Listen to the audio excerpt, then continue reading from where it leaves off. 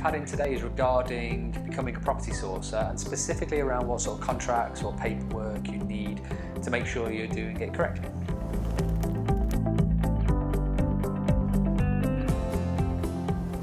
The question is, hi Rob, I have received a video of yours from a friend about how to source properties for investors and thought it was very interesting.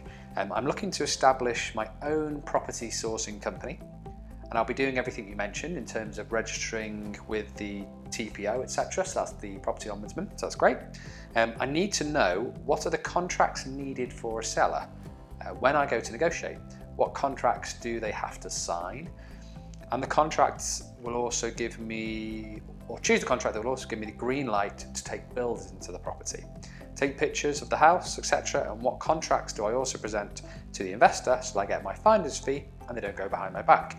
I look forward to hearing from you in anticipation. Regards, Frank Hamilton. So some very valid questions there, Frank, and hopefully we can get those answered for you.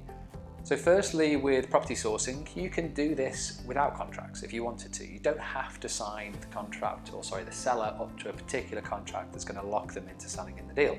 You can start with a completely blank piece of paper, and it's down to yourself and the seller what you negotiate, what terms you negotiate, and how they want you to sell their home for them.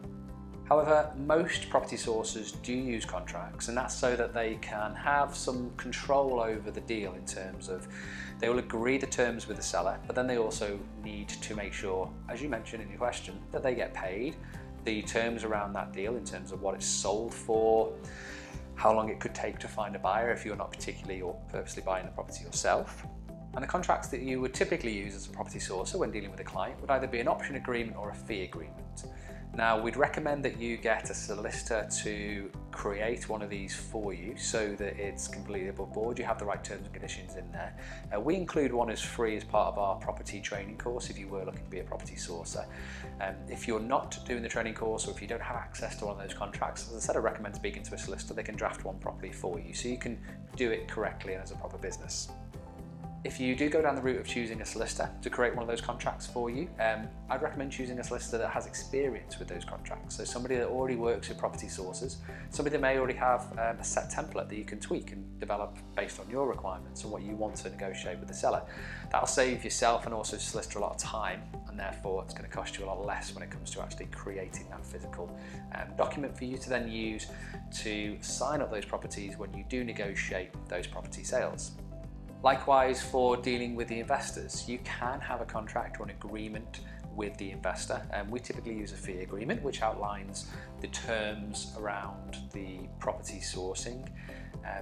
Again, we include that as free as part of our training course. If you don't have access to any of those documents, I'd recommend again speaking to a solicitor, but having something like an option agreement between yourself and the seller and a fee agreement between yourself and the buyer just helps to kind of strengthen those property deals. Make sure you get paid, make sure that the seller understands, and both parties really understand what the terms of that resale is, and it makes everything a lot more straightforward. As you have fee agreements with sellers as well, when it comes to selling a property, if you're an estate agent, it's good practice to have one as a property sourcer. Finally, just to touch on the comment about giving access to builders and taking pictures of the house, Frank. You can obviously create something in the contract that gives you access within a certain notice period. What I'd probably recommend though is that's just an agreement that you come to with the seller. They obviously want to sell the property. They're going to be likely to agree certain requirements of that, i.e. if you need access at certain times to take a builder around to give quotes, or if you need access to show a buyer around. But be completely honest, be completely upfront with the seller on what you need during that sales process and the times you're going to need it, more than trying to have it written into a contract. You want to make sure that the seller's happy with all the terms and the agreements based around it, and make sure that they're kind of happy with you having access to the property as well. Thank you for watching this video. If you like this content and you'd like to join our free online property training course, we've got a link for it on this page.